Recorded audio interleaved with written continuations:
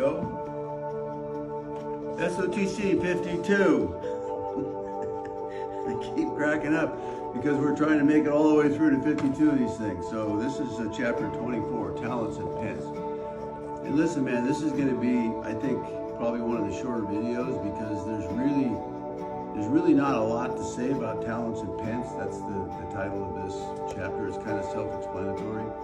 And the reason why there's not a lot to say is you can tell people till you're blue in the face, you need to forgive people because otherwise, you can't be forgiven.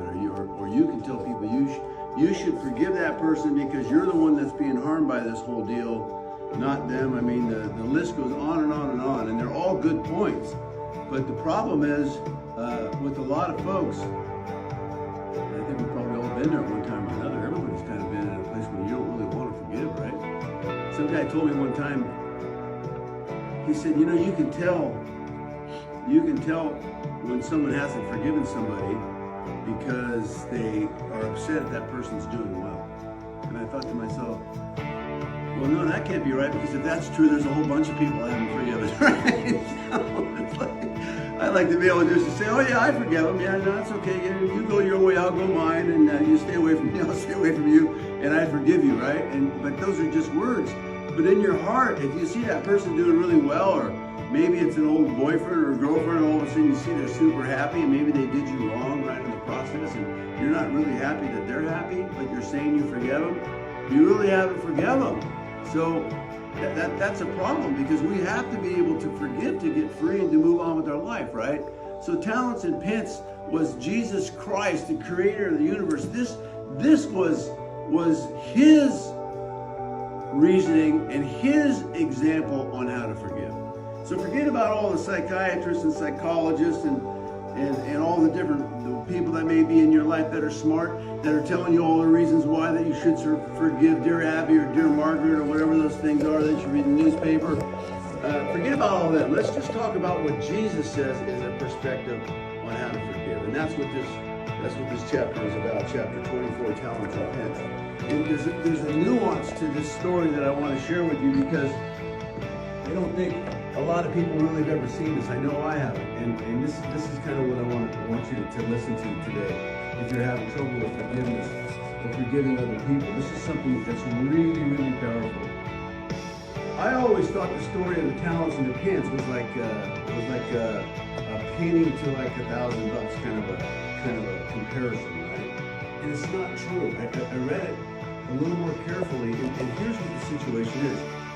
The story is about a guy who owed 100 denarii, which was a day's wage. So 100 denarii, a day's wage for a Roman soldier, was a lot of money. And that's my point. It was a lot of money. It wasn't just some insignificant amount like a penny. It was 100 days worth of labor for a Roman soldier, which was an expensive cat to hire him for a whole 100 days, was 100 denarii. So when Jesus said that, when he said, hey, there was this guy that owed 100 denarii, what he was saying was, it wasn't an insignificant amount, is the point. It was a very significant amount. It was 100 days worth of wage. And he said one guy owed 100 denarii, and what this guy that was owed 100 denarii, he owed the master something like $55 billion in today's in today's computation for what the money would be worth in today's dollars. So this guy owed 54. You can read it in the book. I have it figured out in there. It was 54 billion and some change is what this guy owed. And then and that was forgiven him, right? The 54 billion. The master said, you know what? No problem. I'm going to forgive you a debt of 54 billion bucks.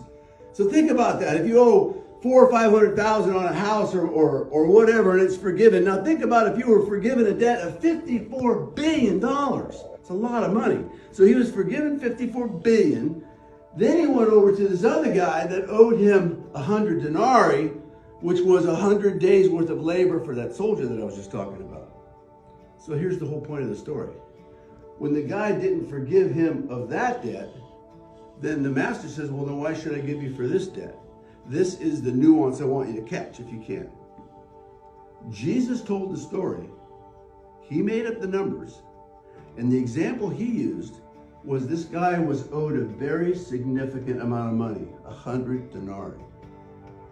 So don't minimize what's happened to you is what Jesus says.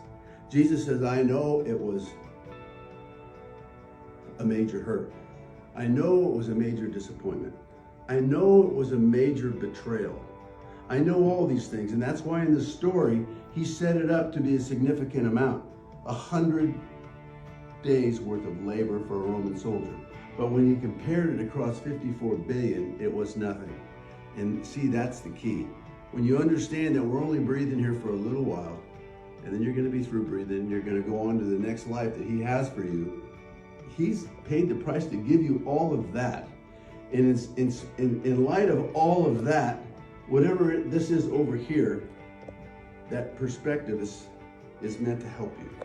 It's meant to help you. That came from Jesus, not from Dr. So-and-so down the street. He wants you to look at how valuable the gift is that he's giving you. He wants you to look at how much he forgave you for.